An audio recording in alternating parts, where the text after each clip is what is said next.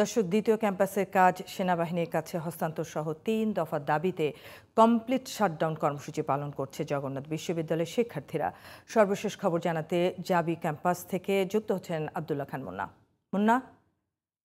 মুন্না, ৩ দফার আন্দোলন নিয়ে কি বলছেন সাধারণ শিক্ষার্থী ও শিক্ষকেরা? আন্দোলনকারীদের প্রতিক্রিয়া বা কি, আমাদেরকে জানাবেন।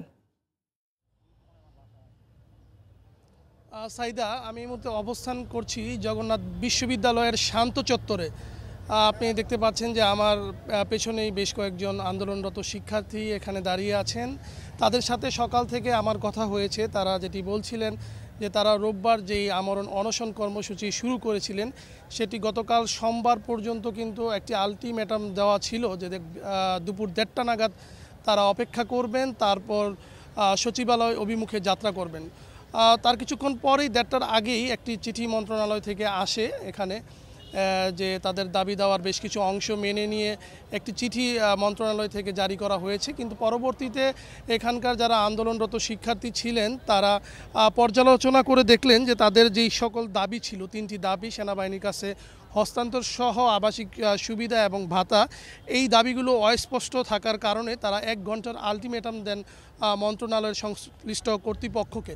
পরবর্তীতে ১ ঘন্টার মধ্যে কোনো সদুত্তর না আসায় তারা কিন্তু ৪:৩০টার মধ্যেই সচিবালয় অভিমুখে যাত্রা করেন এবং আহত যে সকল শিক্ষার্থী ছিল তাদেরকে রিক্সা যোগে এবং যারা সমর্থক ছিল এই আন্দোলনের সাথে তাদেরকে নিয়ে তারা সচিবালয় অভিমুখে যাত্রা করেন এবং সেখানে বেশ কিছুক্ষণ অবস্থান করেন। পরবর্তীতে মন্ত্রণালয় থেকে তাদের আশ্বাস দেওয়া হয় যে আগামীকাল বুধবার তারা একটি বৈঠক বসবেন। সেই বৈঠকে সেনাবাহিনীর কাছে তাদের যে প্রধান দাবি, সেই দাবিটি পূরণের লক্ষ্যে সেনাবাহিনীর কাছে কার্যক্রম হলের যেই দ্বিতীয় যে ক্যাম্পাসের যে কার্যক্রম রয়েছে সেটি হস্তান্তর সহ যেই দাবিগুলো রয়েছে সেই দাবিগুলো তারা পূরণ করবেন, এরকমই একটি আশ্বাস মন্ত্রণালয় থেকে তাদেরকে দেওয়া হয়।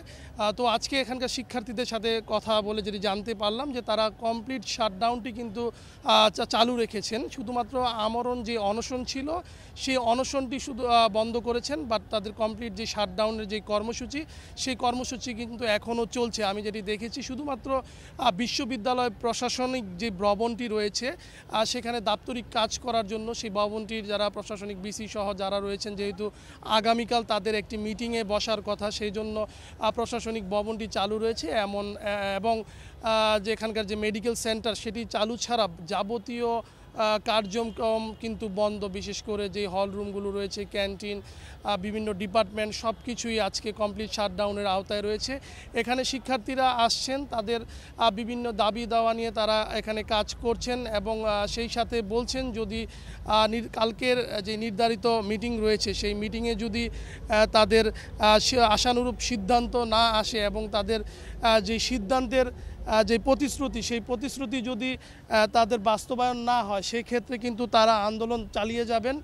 এবং সেই সাথে তারা যেটি বলছেন যে বিশ্ববিদ্যালয় সাধারণ শিক্ষার্থী এবং বিশ্ববিদ্যালয়ের যে প্রশাসন রয়েছে তারা কিন্তু এই আন্দোলনের সাথে একাত্মতা প্রকাশ করেছে ইতিমধ্যে এবং তাদের সাথে একাত্মতা প্রকাশ করে যদি তাদের আন্দোলনের যে দাবিগুলো আছে সেই দাবিগুলো যদি না মানা হয় তাহলে কিন্তু তারা বৃহত্তর আন্দোলনের দিকে যাবেন। সাইদা, এই ছিল জগন্নাথ বিশ্ববিদ্যালয়ে আমার কাছে সর্বশেষ। মুন্না, আপনাকে ধন্যবাদ।